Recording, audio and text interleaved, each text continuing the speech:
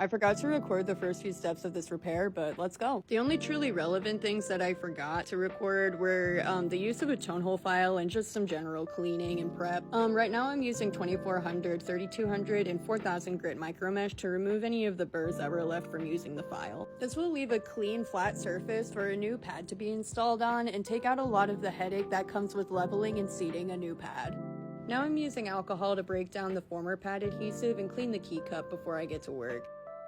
Generally, I put a drop of key oil either in the top of a post, in the hinge tube, or on the rod itself as I work.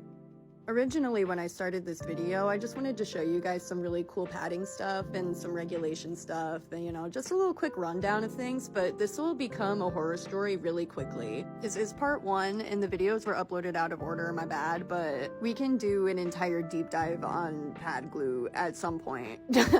Now we're going to install our pad with the goal of getting it as close to parallel with the tone hole as possible. I prefer amber shellac, but like I said, that is a rabbit hole for another time. I'm going to use a light touch to double check for leaks as the shellac cools, and then press firmly with even pressure on the key cup to get a preliminary seat in the pad. Here I'm getting the pad leather damp with some water, and after that I'm going to slightly over-regulate D and put a wedge under the key foot. This will help develop a seat in our F sharp pad without changing the seat in our D pad.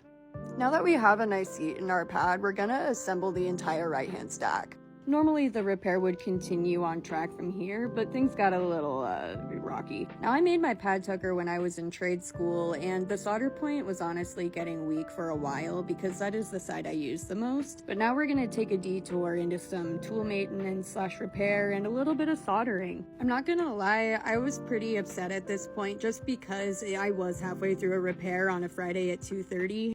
At this point, I thought I'd be able to get back on track, but right about there, you can see the pearl start curling in on itself, and because the brass is hot and the pearl is plastic, it just shrinky-dinked itself to oblivion.